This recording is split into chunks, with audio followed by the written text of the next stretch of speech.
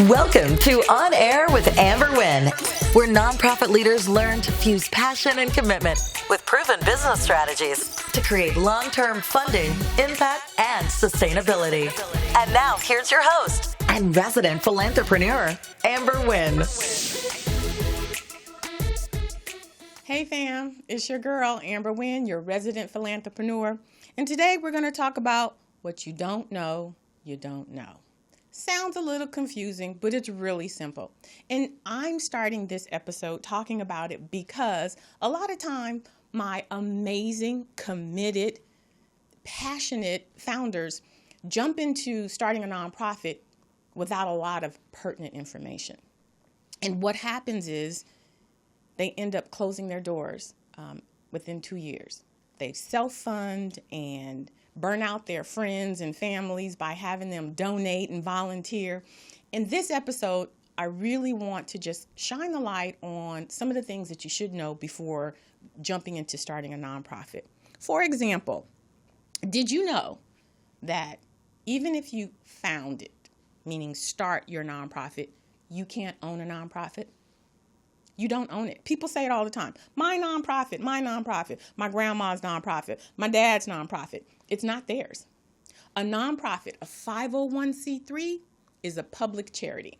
That's why when you form your documentation, it says in your bylaws that should the organization be dissolved, you've got to donate all of the assets to another 501c3. That means if you've invested $20,000 of your hard-earned money into this nonprofit, if you dissolve the organization, you don't get to keep that money. Why? Because it's a public charity. People are going to be pissed at me, but I'm telling you the truth. And if you don't believe me, you can go straight to the IRS website and it'll say right there, a nonprofit cannot be owned, not by a person, not by an entity. It is a public charity and its purpose is to serve the community. If you want to generate a salary, yes, you can get a salary from a nonprofit. If you want to pay staff, if you want to do things, give out scholarships, absolutely, you can do all of those things. But the purpose of a nonprofit is not to make you rich, and it won't make you rich. But you need to know that you will never, ever, ever own a nonprofit, even if you start it. The other thing you need to know is if you are the founder or the executive director, if you're getting a salary and you're reporting to the board, you can be fired. That's super important to know. I've had clients call me in tears. I put all my time and all of my money into this nonprofit and this board fired me. And there's absolutely nothing that you can do. People will stack their boards with people that they know, and that's all good and fine until it's time to start raising money. Because typically the people that you know and love you have no knowledge, no skills with fundraising. So the purpose of a board is to help you fundraise. So you won't really skirt by not being fired by putting your friends and family on the board. What's going to happen is you're going to get burnt out, and then you're not going to raise any money. So people ask me, well, what I'm supposed to do, because I don't want people to fire me. You've got to run a bona fide organization. That means you need to have a recruitment process where you get to question and interview the people on your board and get a feel for them. You've got to have clauses for being able to get rid of them. But you can't just stack your board with friends and family, because if they don't have any nonprofit experience, then there's a high likelihood that your nonprofit will not grow. But you needed to know also that if you are receiving a check and you're fulfilling the role of executive director, you do report to the board and you can be fired. The other thing I wanted you to know is if you sit on a board, that you are fiscally responsible for the organization. So if something happens and you don't know about it, it means nothing. You are responsible for that nonprofit organization up to and including jail time. So people ask me all the time, because I write grants and they think they're going to pimp me, and that's not going to happen. But will you join my board?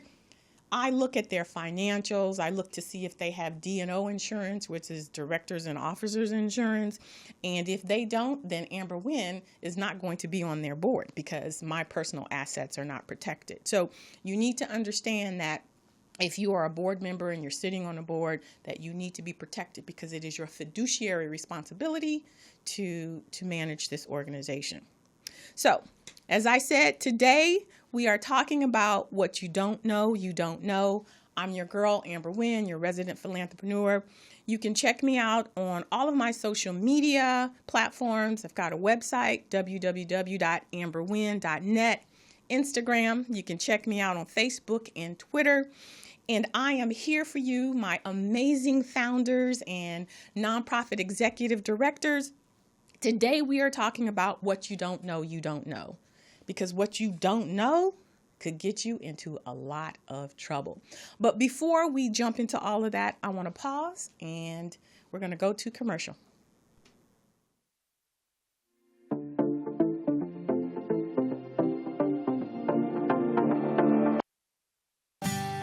You're a school, a foundation, a healthcare provider, or an environmental group, a museum, a church, a shelter, or a community service. You're starting a nonprofit on a startup budget, and you need to get this right the first time. No mistakes, no misunderstandings, and no costly do-overs. At Nonprofit Elite, we know what you need because we've been there too.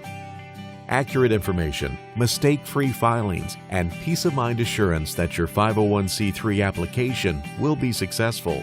This is what we do, and we are very good at it, all backed by our industry-leading guarantee and 100% IRS approval rate. But forming your nonprofit and obtaining tax-exempt status is just the beginning. Once you're up and running, Nonprofit Elite will consolidate the bulk of your operations into one place, including your accounting, compliance, website, fundraising, and more. We do the work of several full-time staff for just a fraction of the cost, so that you can remain focused on advancing your mission. Contact Nonprofit Elite for expert preparation of your formation documents and 501c3 application, and for a full range of accounting, fundraising, and administrative solutions. Welcome back. You're on air with Amber, and today we're talking about what you don't know, you don't know.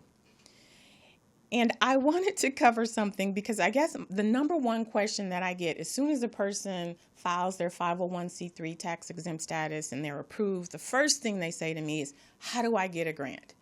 And so it's important that you understand that having a 501c3 tax exempt status is not enough to qualify for a grant. There's two things you need to understand. One, eligibility versus qualification. You're eligible. So a person or a nonprofit without a 501c3 tax exempt status can't even apply. So the fact that you have a 501c3 tax exempt status means that you can apply. You're eligible. Does that mean that you qualify for a grant? The answer to that is no.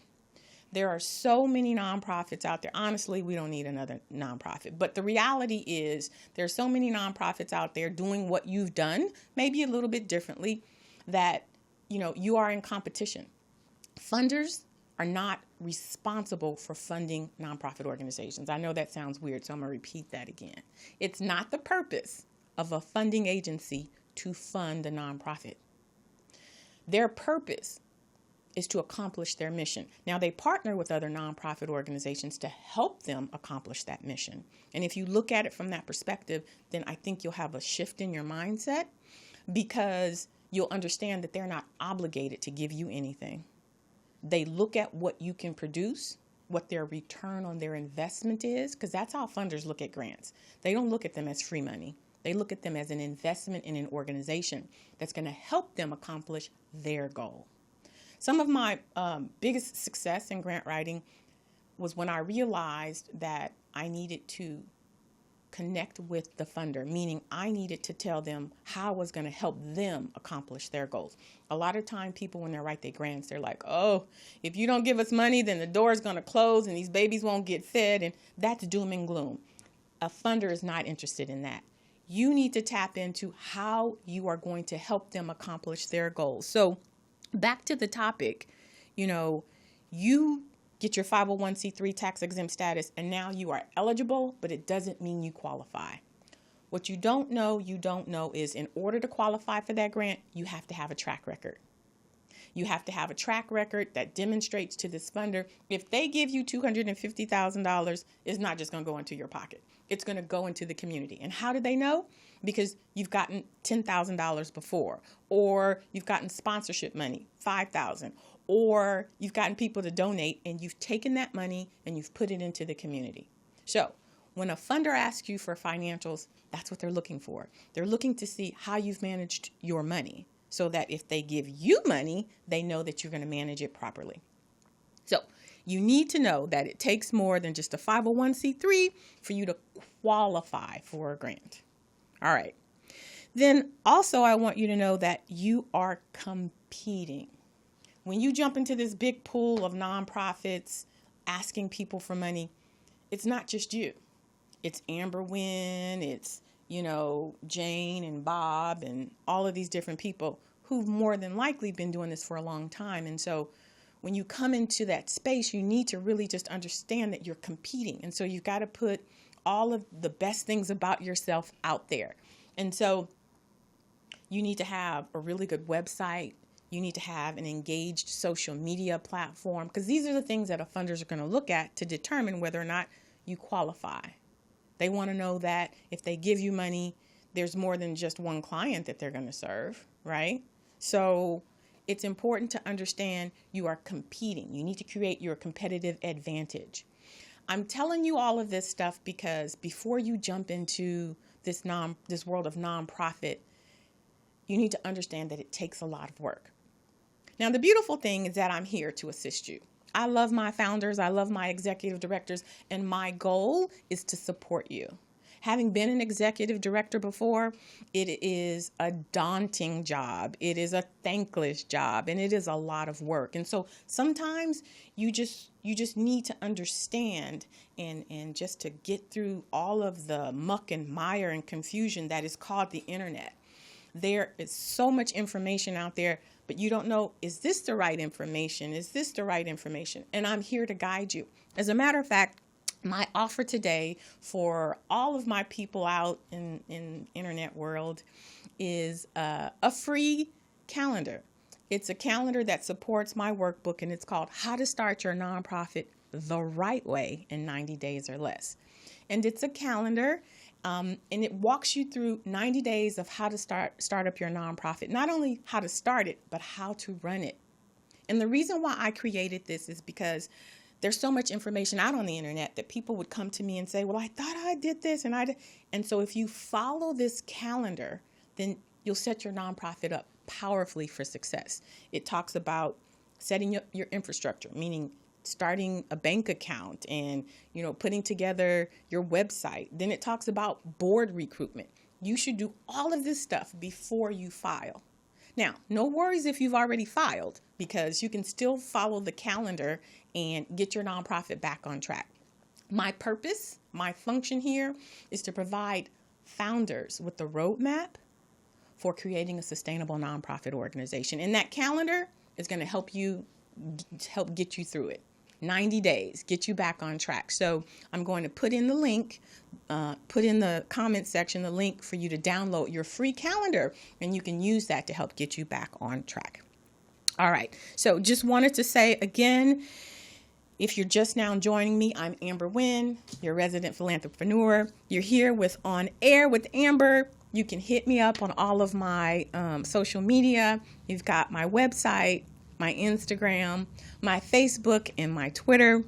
This is the part of the session where, you get to ask me your questions. It's Ask Amber. And if you want to leave me a question, you can hit me up on all my social media and ask me a question. The question that I have today is basically what we are talking about. How do I get a grant as a new nonprofit? Well, if you're a new nonprofit, I'm going to tell you the fastest way to fund your nonprofit is to not try and get a grant. There's seed money out there, $10,000, $15,000, $25,000. Those grants are specifically for brand new nonprofits. So you would Google seed grant, SEED grant. Those are a whole lot easier to get. They typically come from foundations, and they are designed to give you an opportunity to manage a small pot of money and then use that as your foundation to secure bigger money. But my recommendation is not to try and get a grant coming straight out the door. My recommendation is that you leverage your board members and you come up with 5 different funding streams for your organization, whether that is corporate sponsorships, whether it's going to be scholarships, it's going to be naming opportunities, 5 different ways to bring in money. And when you bring in money, then you need to create an accounting system that you can then show to a funder, because they're going to always ask you, where are your financials? If you have money coming in, even if it's a small amount, you still are demonstrating that you're managing money. So the goal here is not to secure a grant, but to create your infrastructure so that you can then qualify for money. So that was the question for today's episode. If you have a question, feel free to hit me up at amber@amberwynn.net with your question, and maybe I'll answer it live here online. All right. So the other thing that I do here is I feature nonprofits. As I said in a previous episode, my nonprofit leaders work so hard. And sometimes they work so hard they keep their head down in the weeds, and they're not out there. In order for you to get into the space of funders, they need to see you.